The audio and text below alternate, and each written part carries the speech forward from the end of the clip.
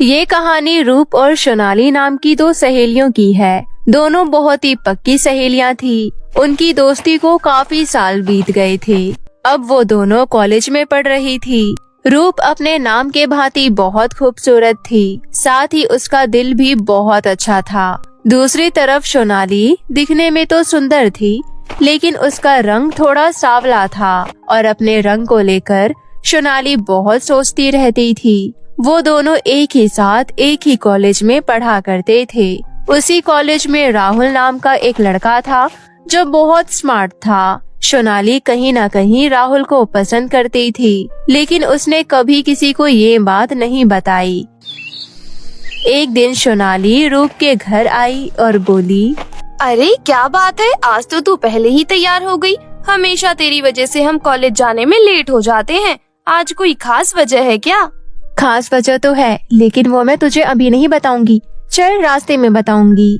दोनों सहेलियां अपना अपना बैग उठाकर कॉलेज के लिए निकल जाती है। रास्ते में सोनाली रूप से कहती है, अरे अब बता भी दे, कौन सी खास बात के बारे में बोल रही थी तू मुझे? तुझे पता है कल रात को मेरे आईडी पर राहुल की फ्रेंड रिक्वेस्ट आई थी। अच्छा, फिर क्या, हम दोनों ने रात के 3 बजे तक बात की और उसने पता है क्या कहा? क्या कहा? उसने कहा कि मैं उसे बहुत अच्छी लगती हूँ। फिर तूने क्या कहा? कुछ नहीं, मैंने थोड़ा एटीट्यूड दिखाया। अब देखना, आज कॉलेज में वो मुझसे बात करने आएगा। ये सब सुनकर सोनाली को बहुत बुरा लगता है, क्योंकि कहीं न कहीं राहुल को सोनाली बहुत पसंद करती थी, लेकिन कभी वो उससे बोल ना पाई। जब वो दोनों कॉलेज पहुंच जाती है तो राहुल अपने बहुत सारे दोस्तों के साथ खड़े होकर रूप को देख रहा था। रूप सोनाली से कहती है, देख देख, वो मुझे ही देख रहा है। सोनाली और रूप थोड़ा आगे बढ़ती है, तभी राहुल उनके पास आता है और सोनाली को इग्नोर करते हुए रूप से कहता है, रूप, कल तुम्हें क्या हो गया था? एकदम से ऑफलाइन हो गई थी। हाँ राहुल, वो एक्चुअली मेरे सोने का समय हो गया था, इसलिए मैं सो गई थी। अच्छा, कोई बात नहीं। सुनो, लंच के टाइम तुम मुझे कैंटीन में मिलना, साथ में कॉफी पियेंगे। ओके पक्का, लेकिन कॉफी तुम्हारी तरफ से होगी। हाँ, क्यों नहीं, लेकिन मैं चाहता हूँ तुम वहाँ पर अकेली आओ। ऐसा कहकर राहुल वहाँ से चला जाता है। रूप बहुत खुश हो रही थी। सोनाली को ये सब देखकर बहुत अजीब सा लग रहा था। कहीं न कहीं उसका दिल टूट गया था, लेकिन वो अपनी सहेली के लिए खुश थी। लंच टाइम उसने रूप से कहा, क्या हुआ, तू कैंटीन नहीं जा रही है क्या? चल बे, उसने क्या कहा कि अकेले आना, तेरे बिना मैं कहीं नहीं जाने वाली। तू पागल हो गई है क्या? जब तेरी शादी होगी तब क्या तू मुझे अपने साथ ससुराल लेकर जाएगी? राहुल ने बहुत प्यार से तुझे बुलाया है, चली जा पागल, नहीं तो उसे बुरा लगेगा। अच्छा चल, तू कहती है तो मैं चली जाती हूँ, बाय। ऐसा कहकर रूप वहाँ से चली जाती है। सोनाली बहुत उदास हो जाती है कि जो लड़का उसे पसंद था, उस लड़के को उसकी सहेली पसंद है। मैं भी पागल हो गई हूँ। मैं इस बारे में इतना क्यों सोच रही हूँ? इसमें राहुल की क्या गलती? वो बेचारा तो जानता भी नहीं है कि मैं उसको पसंद करती हूँ। और वैसे भी रूप कितनी सुंदर है, उसके आगे कोई मुझे क्यों ही पसंद करेगा। काफी देर तक सोनाली खुद से ही बातें करती रहती है। जब लंच हो जाता है तो रूप खुशी खुशी वापस सोनाली के पास आती है और कहती है, थैंक यू सो मच यार, तूने मुझे वहाँ भेजा। अगर मैं नहीं जाती तो बाद में मुझे बहुत पछतावा होता। तुझे पता है, राहुल ने मुझे पूरे कैंटीन में जितने बच्चे थे सबके सामने घुटने के बल बैठकर प्रपोज किया। क्या सच में? फिर? मैंने उसको हाँ कर दिया। रूप के ऐसा कहने पर सोनाली उसको छेड़ने लगती है और रूप शर्मा जाती है। इसी तरह काफी दिन बीत जाते हैं। रूप और राहुल का रिश्ता गहरा होता जा रहा था। अब रूप को भी राहुल से बहुत प्यार हो गया था। एक दिन राहुल रूप से कहता है, तुम बहुत अच्छी हो, मैं तुम्हें सच में बहुत प्यार करता हूँ। I love you too Rahul, तुम भी बहुत अच्छे हो। वादा करो तुम मुझे कभी छोड़कर तो नहीं जाओगे ना? नहीं, कभी नहीं। असल में राहुल एक बहुत ही बेकार लड़का था। वो लड़कियों को अपने प्रेम के जाल में फंसाकर अपनी इच्छाएं पूरी करके उन्हें छोड़ दिया करता था। लेकिन इस बात से रूप बिल्कुल अनजान थी। उसको तो लगता था कि राहुल उससे बहुत प्यार करता है। एक दिन सोनाली बाजार से घर जा रही थी, तभी उसने देखा कि राहुल किसी और लड़की के साथ पार्क में बैठा है। ये क्या, राहुल यहाँ पर किसी और लड़की के साथ बैठा है? सोनाली राहुल के नजदीक जाकर एक पेड़ के पीछे छुपकर उनकी बातें सुनने लगती है। राहुल उस लड़की से प्यार के बड़े बड़े वादे कर रहा था और वो लड़की भी राहुल के प्यार में पूरी तरह से पागल थी। ये सब सुनकर सोनाली को बहुत अचंभा होता है और वो अपने मन में सोचती है, छी, राहुल इतना गंदा लड़का हो सकता है, मैंने कभी सोचा भी नहीं था। मुझे अपनी पसंद पर घिन आ रही है। मैं इतने गंदे लड़के को पसंद करती थी। ये मेरी सहेली को धोखा दे रहा है। मैं अभी इसकी फोटो खींचती हूँ। सोनाली अपना फोन ढूंढने लगती है। तब उसे याद आता है कि फोन तो वो घर छोड़कर आई थी। उसे बहुत अफसोस होता है, लेकिन वो ठान लेती है कि ये बात अपनी सहेली को बता कर रहेगी। सोनाली फौरन रूप के घर जाती है और कहती है, रूप, मैं तुझे एक बहुत जरूरी बात बताने आई हूँ। मेरी बात ध्यान से सुन। राहुल एक बहुत बेकार लड़का है और वो तुझे चीट कर रहा है। तेरे साथ साथ वो और लड़कियों के साथ भी रिलेशन में है। मैंने अभी उसे पार्क में एक लड़की के साथ बैठे हुए देखा। सोनाली की ये सारी बातें सुनकर रूप को बहुत गुस्सा आता है और वो सोनाली को जोरदार चांटा मार देती है। तुझे शर्म नहीं आ रही ये सारी बातें करते हुए? मुझे राहुल पर बहुत भरोसा है। वो ऐसा कभी नहीं कर सकता। वो मुझसे बहुत प्यार करता है। मैं तेरी भलाई के लिए कह रही हूँ रूप। तू एक बार उसे कॉल कर, फिर सब दूध का दूध और पानी का पानी हो जाएगा। सोनाली के बार बार कहने पर रूप राहुल को कॉल करती है। राहुल फोन उठाकर कहता है, हेलो डार्लिंग, क्या कर रही हो? कुछ नहीं, बस मैंने ये जानने के लिए फोन किया था कि तुम अभी कहाँ हो। क्या बताऊं यार, तुम तो जानती हो मेरा दोस्त है ना अभिनव, उसकी गर्लफ्रेंड उससे नाराज हो गई है तो उसी को मनाने आया था। अच्छा अभी मैं रखता हूँ, मैं उसको अकेले छोड़कर साइड में बात करने आया हूँ। ऐसा कहकर राहुल फोन काट देता है। फिर रूप सोनाली से कहती है, सुन लिया तूने? किसी पर इल्जाम लगाने से पहले पूरी सच्चाई जान लेनी होती है। आज के बाद अगर तूने ये हरकत की तो मैं तुझे कभी माफ नहीं करूँगी।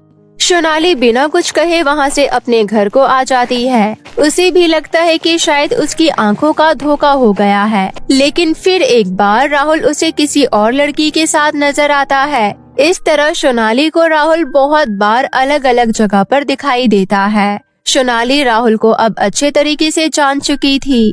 सोनाली ठान लेती है कि वो राहुल की सच्चाई अपनी सहेली के सामने ला कर रहेगी, चाहे कुछ भी हो जाए। एक दिन राहुल कॉलेज में सोनाली से टकरा जाता है। सोनाली राहुल से कहती है, बहुत तेज बनते हो ना तुम। मेरी प्यारी सी शरीफ सी दोस्त को तुमने अपने प्यार के जाल में फंसा दिया। उसे तुम्हारी सच्चाई नहीं दिखती क्योंकि वो तो तुम्हारे प्यार में अंधी हो चुकी है, लेकिन मुझे तुम्हारी सच्चाई अच्छे से दिखती है।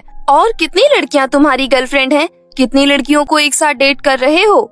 ये क्या बकवास कर रही हो तुम? मैं सिर्फ रूप से प्यार करता हूँ। ये तो तुम्हारी घबराहट देखकर ही मैं समझ गई। मुझे बेवकूफ बनाने की कोशिश मत करना, समझे? तुम्हारी सच्चाई मैं अपनी सहेली के सामने ला कर रहूंगी। Wait and watch. इतना कहकर सोनाली वहाँ से चली जाती है। अब राहुल ने रूप को उसकी सहेली के खिलाफ भड़काना शुरू कर दिया, जिस कारण रूप सोनाली से नफरत करने लगी। अब वो सोनाली का चेहरा भी नहीं देखना चाहती थी। सोनाली ने सारी कोशिश कर ली, लेकिन वो राहुल का सच रूप के सामने ला ही नहीं पा रही थी। एक दिन सोनाली कॉलेज से घर जाते वक्त गार्डन में अकेली बैठी थी और रूप के बारे में सोचकर परेशान हो रही थी। उसकी आंखों से आंसू आ गए। तभी उसने देखा कि उसके बेंच पर एक बहुत स्मार्ट लड़का आकर बैठ गया। सोनाली ने उससे कुछ नहीं कहा। तब उस लड़के ने कहा, क्या बात है, आप परेशान लग रही हैं। आपको उससे क्या मतलब? आप अपने काम से काम रखिए। देखिए मोहतरमा, सारे लड़के एक जैसे नहीं होते, कुछ लड़के अच्छे भी होते हैं और आप जिस बारे में सोच रही हैं मैं अच्छे से जानता हूँ।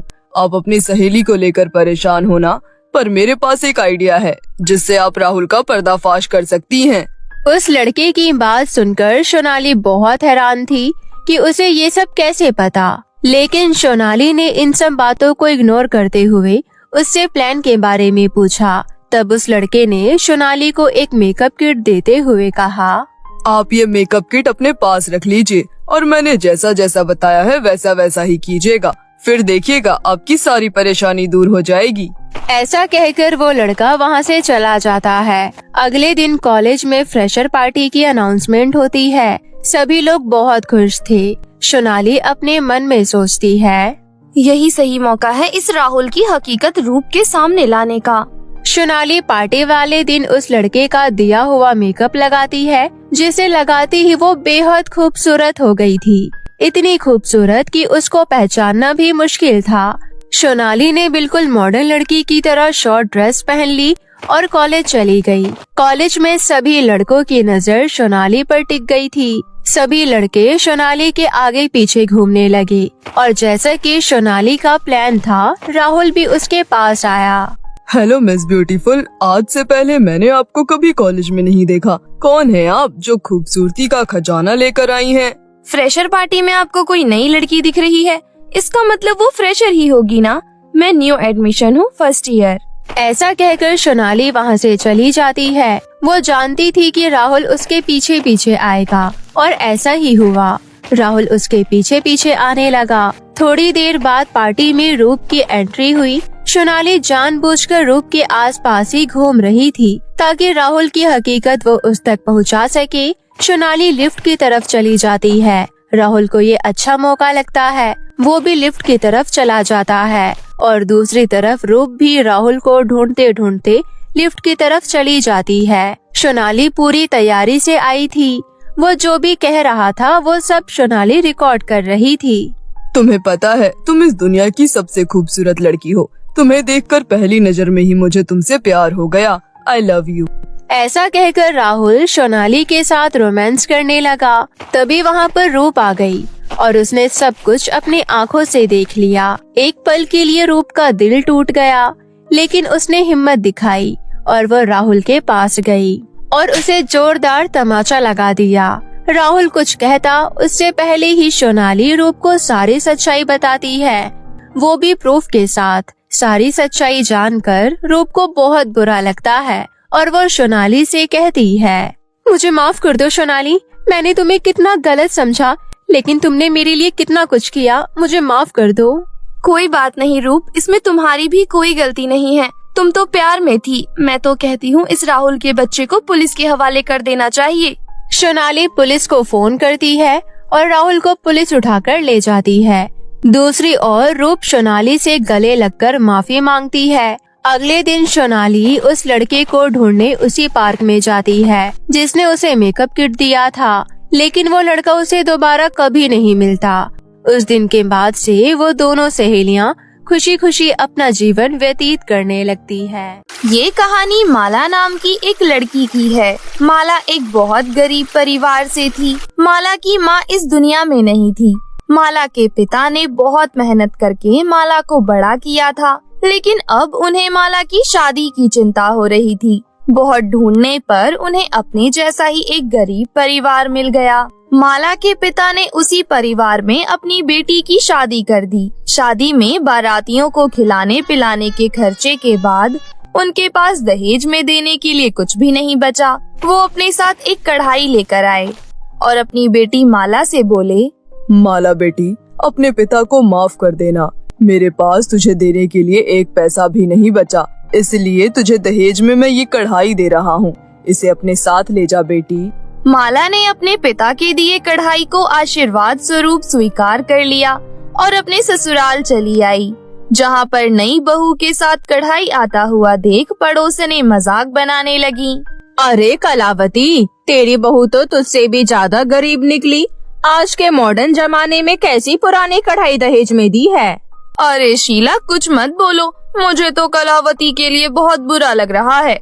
नई बहू के घर वालों ने कलावती को ठग लिया। पड़ोसनों के आगे अपनी खिल्ली उड़ते देख कलावती को बहुत गुस्सा आता है और वो कहती है, अरे बस करो तुम सब, बहुत दांत फाड़ लिए तुम सब ने, अब निकलो यहाँ से। हाँ हाँ जा रहे हैं। चलो बहनों। सारी पड़ोसन के जाने के बाद कलावती अपने पति से झगड़ा करते हुए कहती है, क्यों जी, यही है आपकी पसंद? हमारे घर में कौन सा बहुत ज्यादा आमदनी है जो आप इस गरीब बहू को उठाकर ले आए?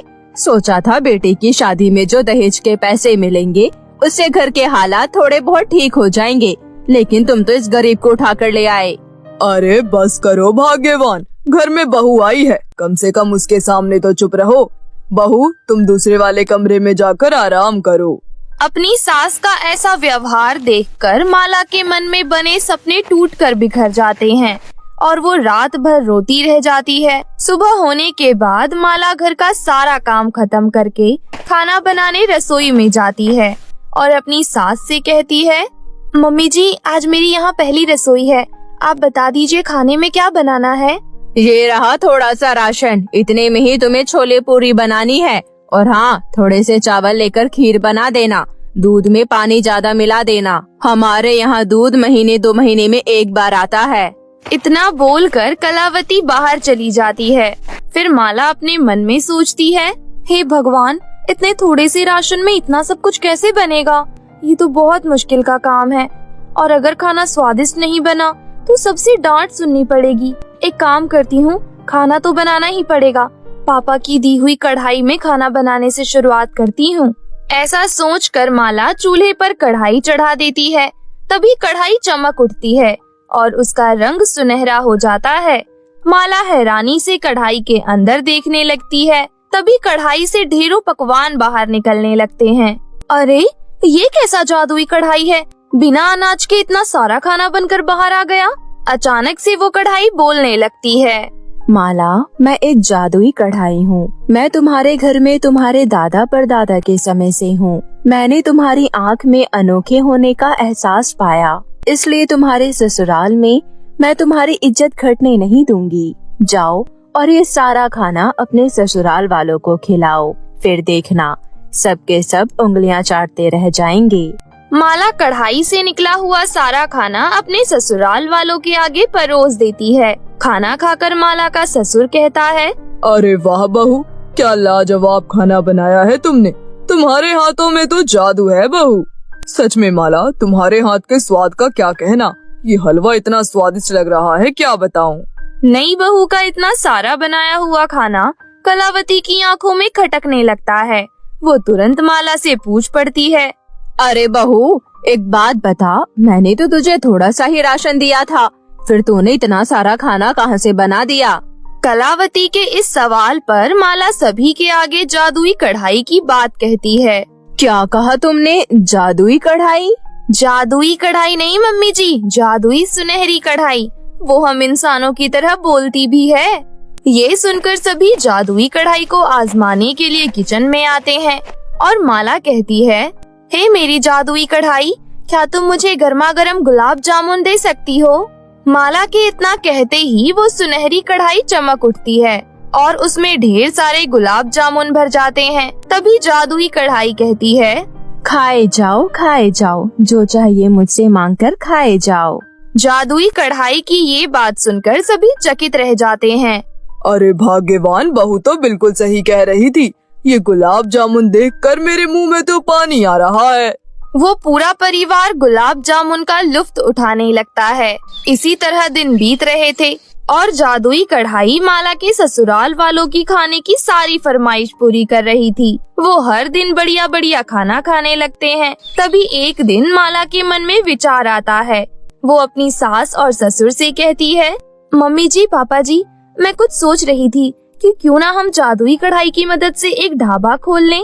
अरे वाह बहू, तुम्हारा ख्याल तो अच्छा है। इस जादुई कढ़ाई का खाना अगर किसी की जुबान पर चढ़ जाएगा तो फिर हटेगा नहीं।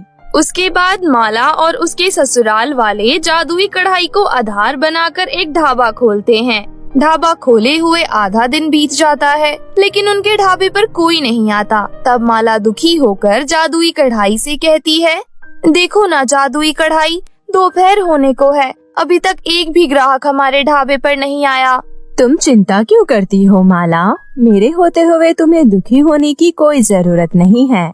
ऐसा कहकर कढ़ाई अपने बनाए हुए खाने की महक हर जगह फैला देती है, जिससे कि कई सारे ग्राहक खाना खाने के लिए वहां खींचे चले आते हैं। कहिए भाई साहब, क्या खाना है आपको? मुझे छोले चावल खाने हैं। अभी लाती हूँ। माला उस आदमी को जादुई कढ़ाई से मांगकर छोले चावल देती है, जिसे खाते ही वो आदमी बहुत खुश हो जाता है और कहता है, वाह वाह वाह वाह, तुम्हारे हाथ के बनाए छोले चावल का तो कोई जवाब ही नहीं है। पेट भर गया, लेकिन मन अभी भी नहीं भरा है। मन कर रहा है खाता जाऊं। ऐसा कहकर पैसे देकर वो आदमी चला जाता है। इसी तरह दिन बीत रहे थे। अब नई बहू का ढाबा चल पड़ता है और ग्राहकों की तादाद 2 से 4 और 4 से 8 बढ़ती जाती है, जिसके कारण उनकी बहुत अच्छी आमदनी होने लगती है। बहुत जल्द माला के ससुराल वाले बहुत अमीर हो जाते हैं। जादुई कढ़ाई के बदौलत नई बहू के ससुराल में अब नौकर चाकर थे। तुम्हारा बहुत बहुत शुक्रिया जादुई कढ़ाई। अगर तुम नहीं होती तो ना जाने हमारे परिवार का क्या होता। तुम्हारे खाने में जादू था जो ग्राहकों पर चढ़ता चला गया और आज हम यहाँ तक तुम्हारी वजह से पहुँचे हैं। बहू बिल्कुल सही कह रही है जादुई कढ़ाई। ये दुनिया गरीब लोगों से कितनी भरी हुई है। कई लोगों को तो एक वक्त खाना मिलता है और दूसरी वक्त नहीं मिलता। मैं जानती हूँ, इसलिए अब मेरे दिए हुए खाने को तुम लोग गरीबों में भी बांटा करना, क्योंकि जो लोगों को खिलाता है वो दुगना पाता है। अब माला के ससुराल वाले जादुई कढ़ाई की मदद से हर गरीब लोगों को मुफ्त में खाना खिलाया करते थे। माला ने बहुत समय तक गरीबी में दिन काटा था, इसलिए उसे गरीब की भूख की कीमत बहुत अच्छे से पता थी। एक दूसरे के दुख को बांटना और उनकी मदद करना ही तो असली जिंदगी है। नैनपुर नाम के गांव में एक जादुई नदी थी। उस नदी के अंदर सोने के आभूषण थे। जब भी कोई जरूरतमंद व्यक्ति नदी के पास आता था तो नदी उसे 2 सोने के आभूषण निकालकर दे देती थी।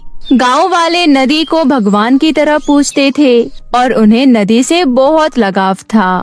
उसी गांव में सविता अपनी बेटी शिवानी के साथ रहती थी। दोनों माँ बेटी एक छोटी सी कुटिया में रहते थे। जब भी बारिश आती थी तो उनकी कुटिया टूट जाती थी। बारिश खत्म होने के बाद उन्हें फिर से अपनी कुटिया बनानी पड़ती थी। इस तरह दुखों से उनका जीवन बीत रहा था। सविता एक छोटे से हलवाई की दुकान में नौकरानी का काम करती थी, जिसकी वजह से उसे ज्यादा पैसे नहीं मिलते थे। तभी एक दिन फिर से मौसम बिगड़ता है। सविता अपनी बेटी शिवानी से कहती है, बिटिया लगता है आज फिर से बारिश होने वाली है। अगर बारिश हुई तो फिर से हमारी कुटिया बिखर जाएगी। हाँ माँ, हवा तो अभी से ही चलना शुरू हो गई है। ये हर साल मॉनसून में ऐसा ही होता है। हर साल मॉनसून हमारा रोते हुए ही जाता है। अब क्या कर सकते हैं, हमेशा की तरह फिर से हमारी कुटिया आज रात को टूटेगी और हम इधर उधर भटकेंगे। दोनों माँ बेटी इसी तरह बहुत परेशान थे। थोड़ी देर बाद जोरदार झमाझम बारिश होती है और उनकी कुटिया टूट जाती है। माँ, हमारी कुटिया आखिरकार टूट ही गई। अब हम कहाँ रहेंगे? बिटिया कुछ न कुछ हो ही जाएगा। अब भगवान ने इस धरती पर हमें भेजा है तो हमारे सारे दुखों का उपाय भी भेजा ही होगा। अपनी बेटी को समझाने के बाद सविता मन में सोचती है, हम दोनों तो सड़क पर आ गए हैं, क्यों ना मैं भी जादुई नदी से मदद लूं। मैंने सुना है कि वो जरूरतमंद लोगों की मदद करती है। अब हमें जादुई नदी ही बचा सकती है। ये सोचने के बाद सविता शिवानी से कहती है, बिटिया आज रात पेड़ के नीचे जैसे तैसे काट लेते हैं, अगली सुबह सोचेंगे क्या करना है। दोनों माँ बेटी पेड़ के नीचे बैठ जाते हैं। वहाँ भी दोनों बारिश से भीग रहे थे। अगले दिन सुबह सविता शिवानी से कहती है, बिटिया बारिश रुक गई है, तुम यहीं रहना, मैं अभी आ रही हूँ। कहाँ जा रही हो माँ? मैं भी जाऊंगी आपके साथ। नहीं, तुम यहीं रुको। उसके बाद सविता जादुई नदी के पास जाती है। सविता जादुई नदी के सामने हाथ जोड़कर खड़ी हो जाती है। जादुई नदी कहती है, क्या हुआ, तुम मुझे कुछ परेशान लग रही हो? हाँ जादुई नदी, मैं बहुत परेशान हूँ। कल रात भारी बारिश की वजह से मेरी कुटिया टूट गई है। मैं और मेरी बेटी सड़क पर आ गए हैं। हमारे पास खाने का सामान और रहने की जगह नहीं है, इसलिए मैं आपसे मदद मांगने आई हूँ। क्या आप मेरी मदद करोगी? हाँ, मैं तुम्हारी मदद जरूर करूँगी। मुझे यहाँ पर जरूरतमंद लोगों की मदद करने के लिए ही बनाया गया है और जरूरतमंद लोगों की मदद करना मुझे बहुत अच्छा लगता है। उसके बाद जादुई नदी 5 आभूषण निकालकर सविता को दे देती है। वैसे तो मैं सबको 2 आभूषण देती हूँ, लेकिन तुम मुझे ज्यादा गरीब लग रही हो, इसलिए मैं तुम्हें 5 आभूषण दे रही हूँ। तुम ये आभूषण अपने साथ ले जाओ। इसे बेचने से तुम्हें बहुत पैसे मिलेंगे, उससे तुम जो चाहो कर सकती हो। आपका बहुत बहुत धन्यवाद जादुई नदी। उसके बाद सविता आभूषण लेकर वहाँ से चली जाती है। सविता शिवानी के पास आती है और उसे सारी बातें बताती है। वाह माँ, ये तो बहुत अच्छी बात है। अब इससे जो हमें पैसे मिलेंगे उससे हम एक नया पक्का घर खरीदेंगे। उसके बाद कभी भी मॉनसून में हमें इधर उधर भटकना नहीं पड़ेगा। उसके बाद दोनों पांचों आभूषण बेच देते हैं। सविता को आभूषण बेचकर बहुत सारे पैसे मिलते हैं। उससे वो एक नया घर खरीद लेती है और 2 महीने का राशन खरीद लेती है। इतना सब कुछ करने के बाद भी काफी पैसे बच जाते हैं। शिवानी, अभी भी बहुत सारे पैसे बच गए हैं। मैं सोच रही हूँ कि क्यों ना हम अपनी चूड़ी की दुकान खोलें। माँ, लेकिन हमें चूड़ी बनाना नहीं आता है। बिटिया, मैंने तुम्हें कभी बताया नहीं था। तुम्हारे नाना नानी भी चूड़ी बेचने का काम करते थे, तो मैंने उनसे चूड़ी बनाना सीखा था। फिर माँ, आपने कभी भी चूड़ी बेचने का काम क्यों नहीं किया? क्योंकि हमारे पास दुकान नहीं थी। अब दुकान आ गई है। अब हम अपना चूड़ियों का बिजनेस करेंगे। उसके बाद कुछ दिनों में सविता एक दुकान खरीदती है और चूड़ियां बेचना शुरू कर देती है। इस तरह दोनों माँ बेटी के जीवन में सब कुछ ठीक हो जाता है। इसी तरह से दिन बीत रहे थे। पड़ोस वाले गांव से 2 चोर मंगू और चंदू आए। दोनों आपस में बात करते हैं। चंदू, हम इस गांव में जादुई नदी के बारे में सुनते आए हैं। मैंने सुना है इस जादुई नदी को अपना दुख बताओ तो ये बहुत सारे आभूषण देती है। भाई मंगू, ऐसे तो हमें चोरी करने की जरूरत ही नहीं पड़ेगी। हम रोज जादुई नदी के पास आ जाया करेंगे। चंदू, हमें बार बार जादुई नदी के पास जाने की जरूरत नहीं है। सोने के आभूषण जादुई नदी के अंदर होते हैं, इसलिए जब रात में सब सो जाएंगे तब हम जादुई नदी के अंदर जाएंगे और सारे आभूषण निकाल लेंगे। उसी दिन रात को दोनों एक बक्सा लेकर जादुई नदी के पास आ जाते हैं। अरे क्या हुआ, तुम दोनों इतनी रात को यहाँ? जादुई नदी, हम दोनों बहुत गरीब हैं। हमारे पास रहने के लिए कोई जगह नहीं है। हम सड़क पर भी बैठते हैं तो लोग हमें वहाँ से भगा देते हैं। देखो ना, हमने कितने मैले पुराने कपड़े पहने हुए हैं। ठीक है, मैं तुम दोनों को 2-2 आभूषण दे देती हूँ। हमें 2 नहीं, बल्कि इस नदी के अंदर जितने भी आभूषण हैं सब चाहिए। नहीं, ऐसा बिल्कुल मत करना। अगर तुमने सारे आभूषण निकालने की कोशिश की तो मैं सूख जाऊंगी। नहीं नहीं, हम तो सारा आभूषण लेंगे। इस तरह दोनों जादुई नदी की एक नहीं सुनती और उसमें जाल फेंकते हैं और सारे आभूषण बाहर निकाल लेते हैं।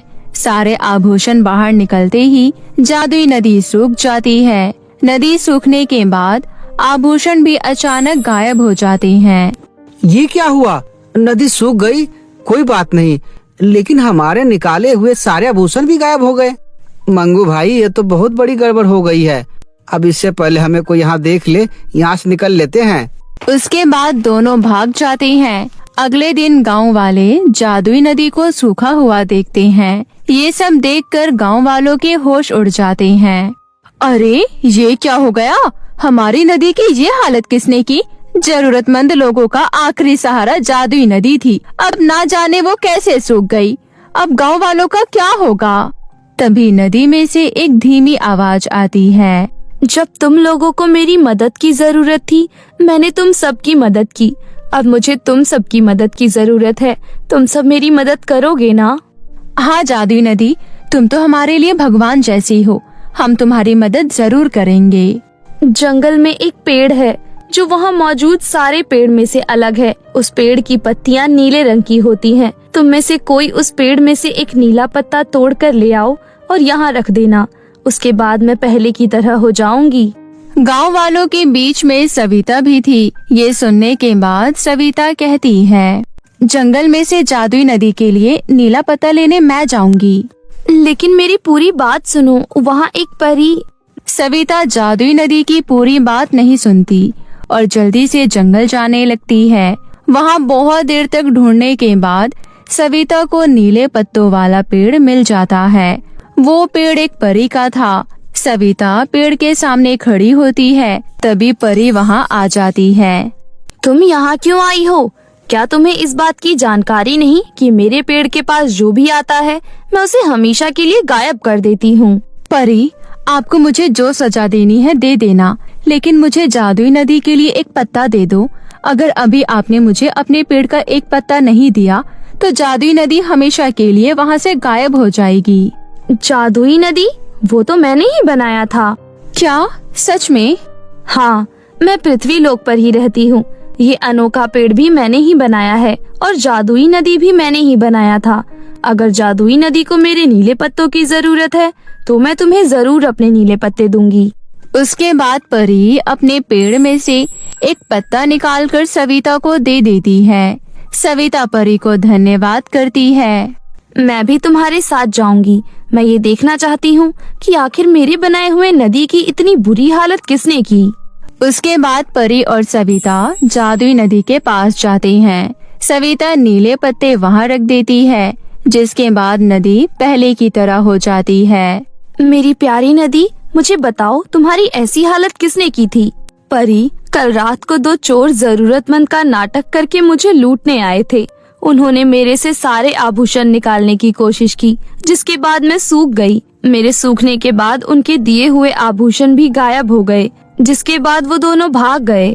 परी अपनी जादुई छड़ी घुमाती है और कहती है, कल रात को जो 2 चोर यहाँ आए थे वो जल्दी से मेरे सामने आ जाएं।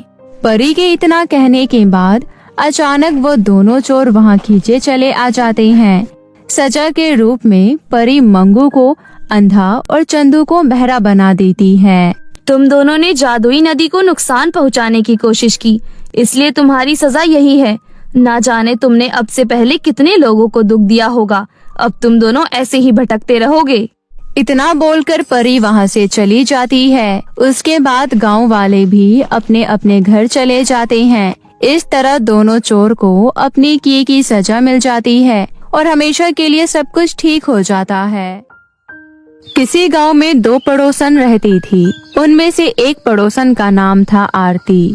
वो लोग बहुत अमीर थे। आरती का एक बेटा भी था जिसका नाम विशाल था। आरती का पति बहुत पैसे कमाता था और दूसरी पड़ोसन का नाम था रंजना, जो बहुत ही गरीब थी और साथ ही वो विधवा थी। उसका एक लड़का भी था छोटू। रंजना अपने बेटे को पालने के लिए गांव में लोगों के घरों में काम करती थी। विशाल और छोटू एक साथ खेला करते थे।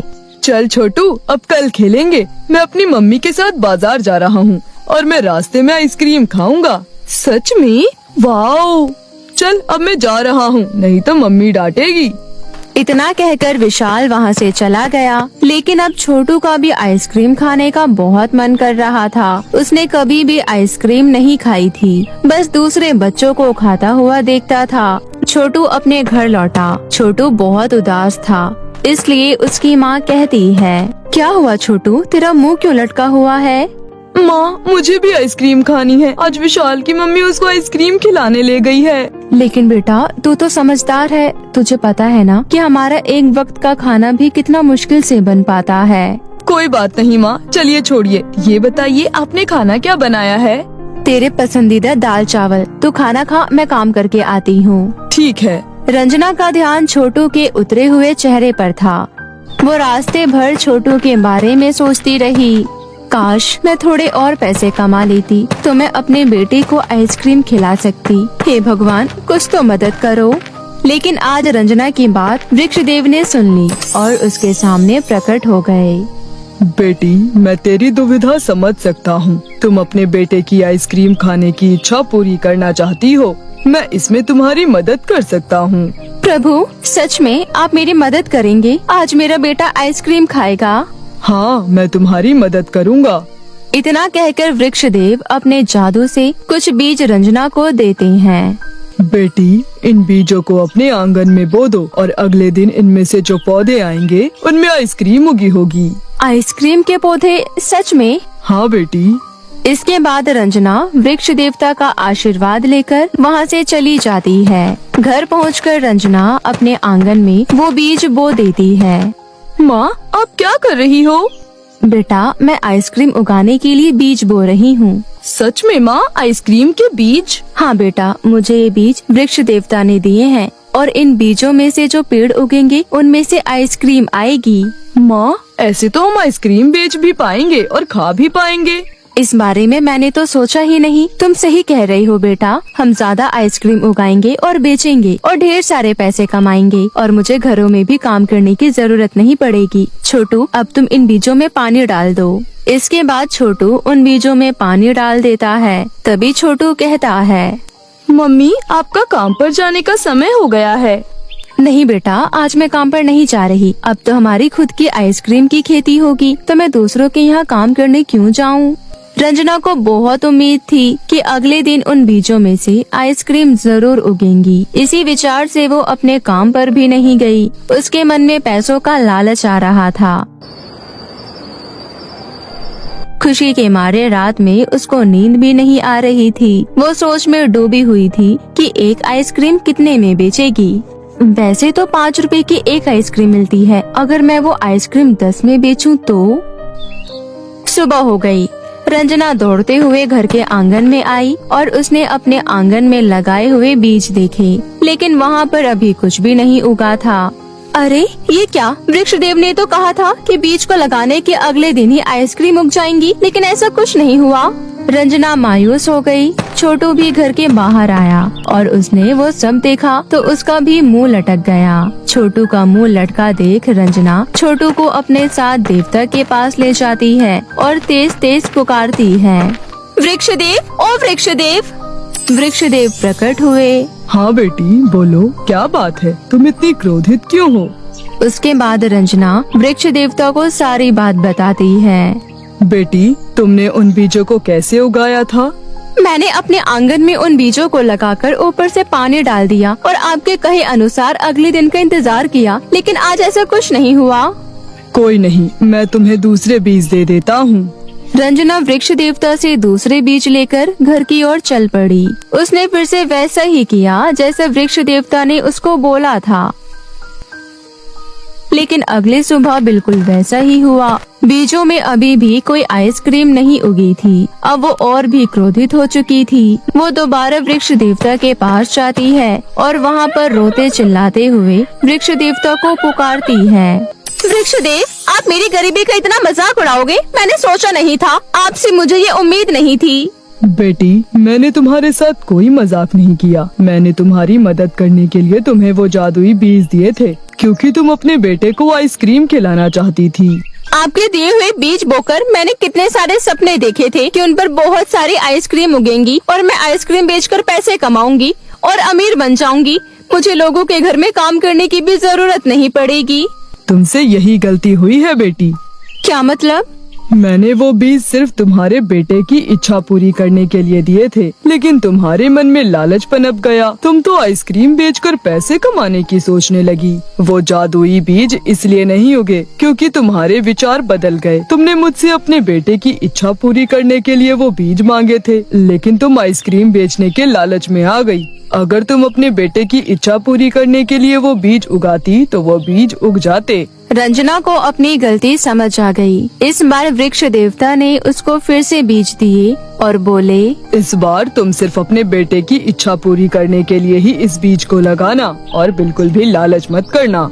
रंजना वो बीज लेकर घर पहुंची। उसने बीज बो दिए। अब उसके दिमाग में कोई लालच नहीं था। वो बस अपने बेटे को आइसक्रीम खाते देखना चाहती थी। अगले सुबह छोटू घर के बाहर उठकर जाता है। माँ, जल्दी इधर आओ, देखो आइसक्रीम उग गई। रंजना भी आंगन में आती है और बहुत सारी आइसक्रीम उगी देख बहुत खुश होती है। रंजना देखती है कि उसके घर के बाहर बहुत सारे गरीब बच्चे खड़े हुए हैं। बच्चों, तुम यहाँ से आइसक्रीम तोड़ सकते हो। गरीब बच्चों ने और साथ में छोटू ने भी आइसक्रीम तोड़ ली और बहुत ही शौक से खाने लगे। सभी बच्चों के चेहरे पर संतुष्टि देखकर रंजना को अपनी गलती का एहसास हो गया।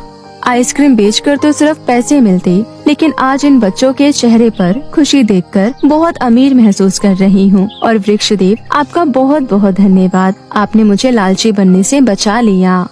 इतना कहकर रंजना ने भी आइसक्रीम तोड़ ली और शौक से खाने लगी।